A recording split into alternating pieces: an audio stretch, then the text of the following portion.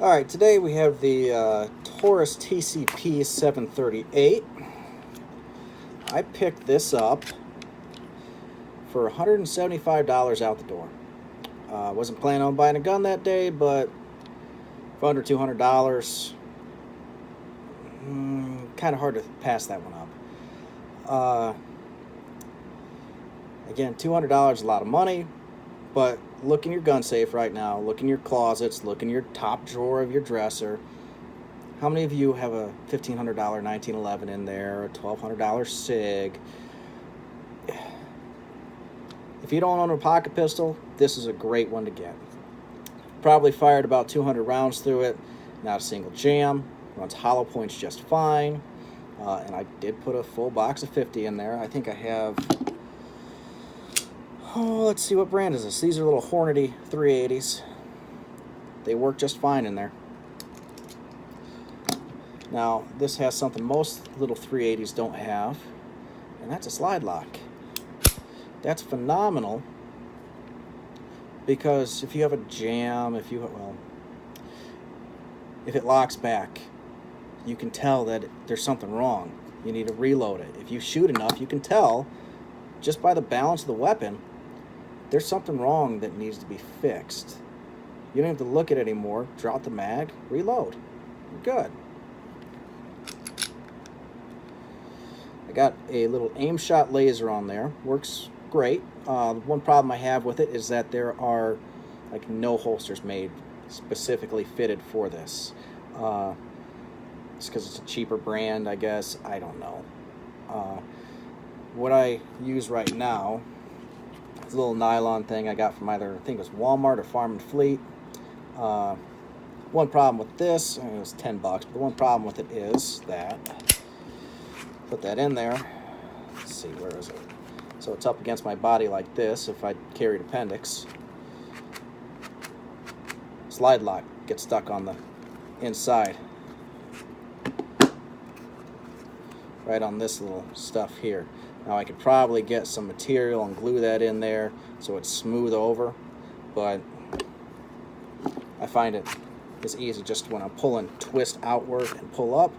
Slide lock doesn't get caught on there. Works great. You got 6+1, so 6 in the magazine, 1 in the chamber. This is nice. It works great. Haven't had any problems with it. I don't like the tiny itty-bitty sights you get on these. Most 380s have that. I really wish that manufacturers would start putting real sights on here, on these little pocket pistols. Like, let's see, who does it now? Ruger, the LCP2 has it now. Those sights are phenomenal. I wish more would do that. These are just... It seems like in this day and age, real sights would be, more common. But hey, can't win them all. Now, for the trigger, this long double action pull. Again, this is a problem with most 380s. Release, first click, second click. So I had to release all the way to there to be able to pull that again. Now you will hear, if I release only that first one, you'll hear the click, but it's not going to go bang. It's not going to send the bullet off. Unfortunately, it won't do it.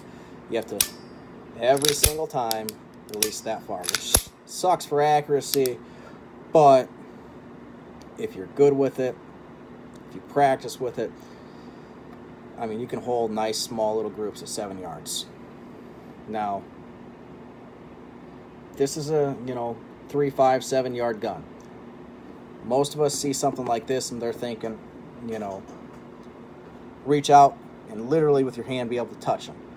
So they say the sights don't matter. They say, little lasers don't matter.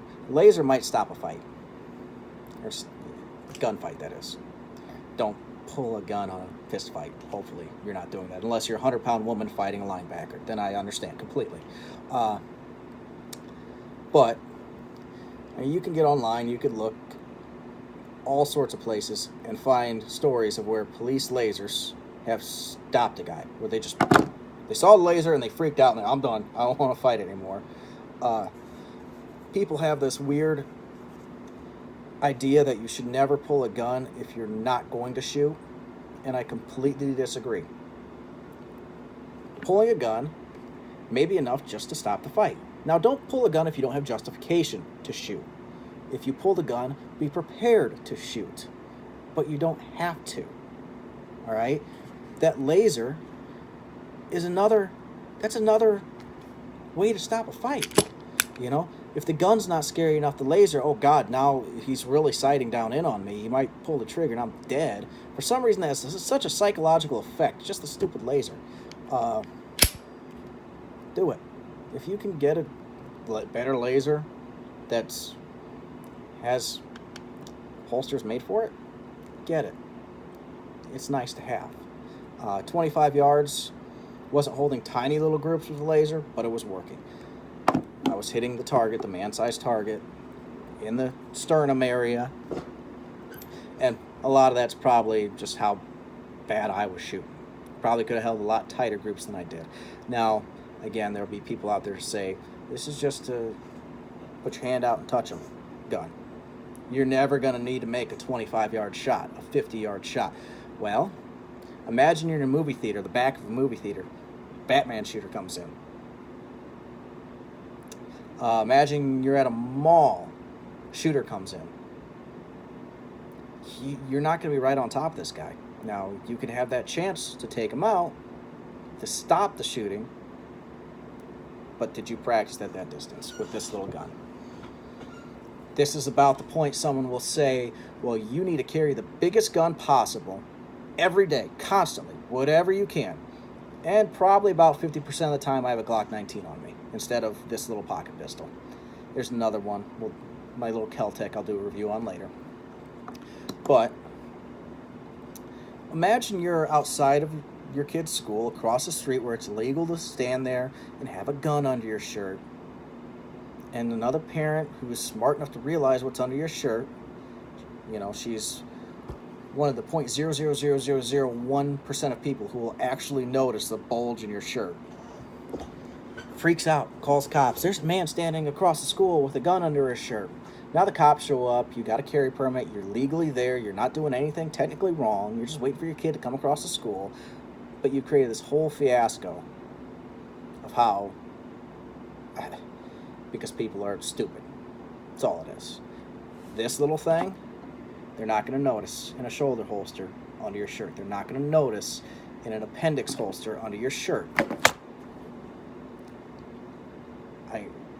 Concealed carry is concealed carry for a reason. People aren't supposed to know you have it. All right? If you know you're going into a gunfight, I'm not taking a handgun, I'm taking a freaking rifle. Okay? So this whole carry a big gun all the time, no matter what, no. Carry it whenever you can, but if you can't, carry a smaller gun. And if you're going to carry a smaller gun, this is a great gun for the price. Again, I haven't had a single jam out of it. Runs hollow points just fine. It'll work. Y'all have a good night.